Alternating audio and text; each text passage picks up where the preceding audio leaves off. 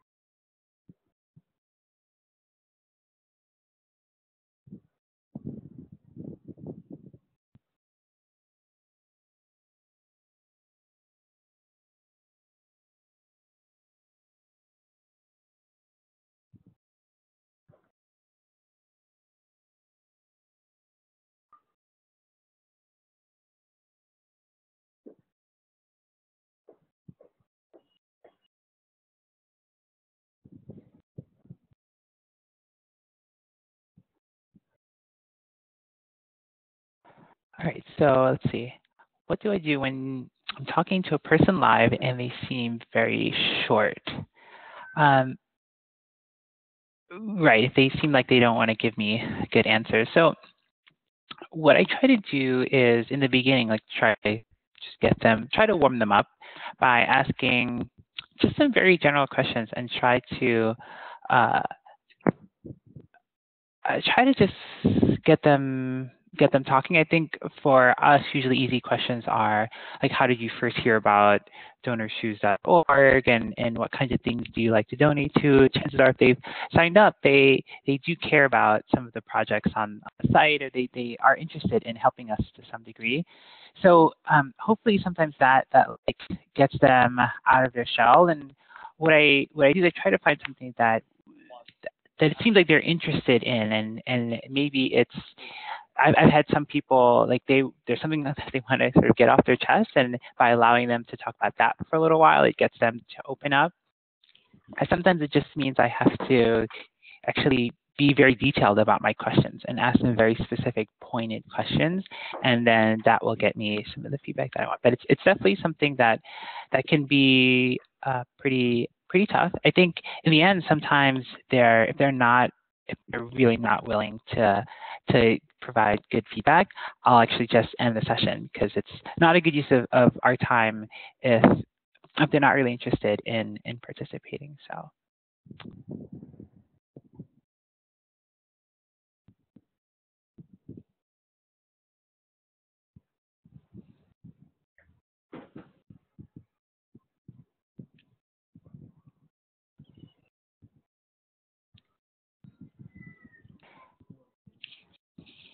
I have another question around how high fidelity I feel the pages need to be to get useful feedback, and have I tested with medium fidelity wireframes? So I like to start with what's the question that I'm trying to answer, and then sort of work backwards, which I think actually should be forwards, to figure out what level of fidelity that I need. So if we're looking at, well, how should something be organized? Maybe it's a navigation.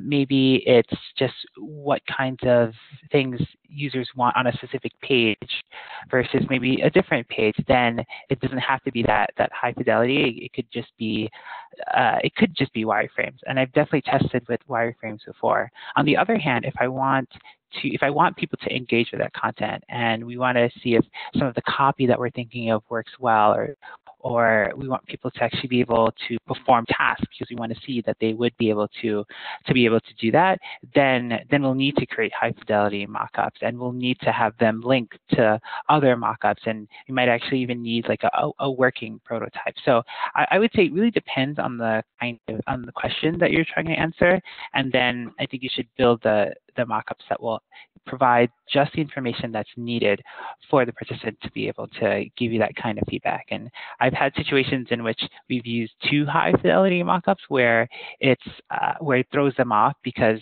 it doesn't look quite right, and then they start commenting on that design piece of it. And so in that case, it actually might have worked better for me to show a lower fidelity mockup so that they don't get caught up in some of the design aspects, and they can just focus on sort of what's there. And I can walk them through asking them things like, well, what would you imagine this to look like? Things like that.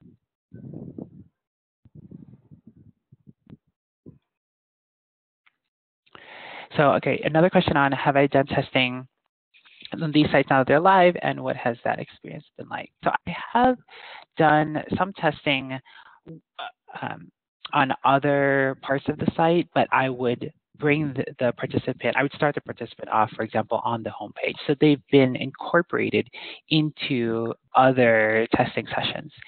And yeah, and I think we've gotten similar feedback that we got before, specifically with regard to the homepage, because for that, we felt like we got like pretty consistent feedback across the board.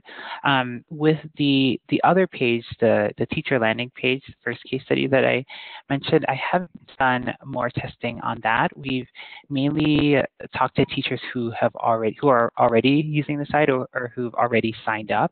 So we just haven't gotten a group of users, or we haven't tested with a group of users for whom it would make sense to start them off on that page. But that's generally how we've thought about testing some of the features that we've released, is how can we incorporate them into other testing sessions. We generally haven't went back and tested them again, or dedicated resources to testing them again on their own.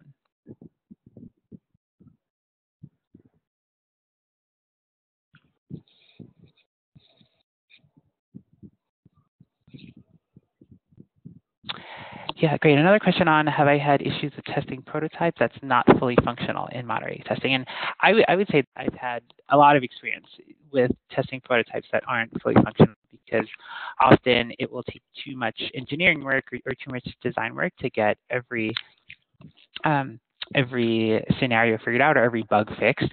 And so what I do is I just walk the participant through that particular case if they encounter a bug or something like that.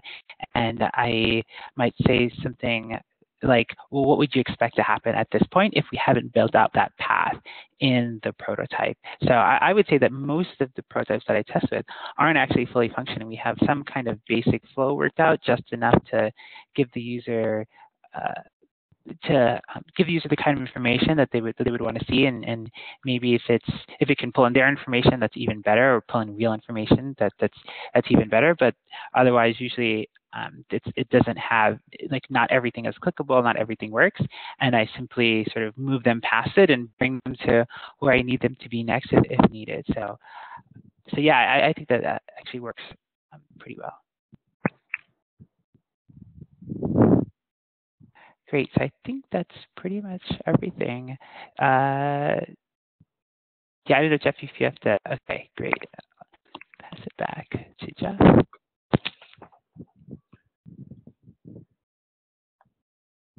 All right. So thank you again for joining us today. I hope everyone found this to be an informative session. I will follow up with a link to rewatch this if you're interested in passing it along to a team member. And I'll also follow up with information on how to donate to donorschoose.org. As Andrew mentioned, they're an absolutely wonderful organization, and everything that we can do for them, we try to do. So, and I'll also follow up for information on Validately and our recruiting services. So thank you again for joining us today. We look forward to seeing you again at our next webinar. Have a great day.